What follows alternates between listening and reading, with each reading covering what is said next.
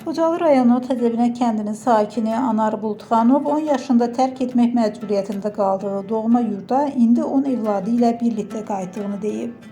Report xəbər verir ki, o açıqlamasında uzun illərdən sonra doğulub böyüdüyü kəndə dönməyin sevincini yaşadığını bildirib.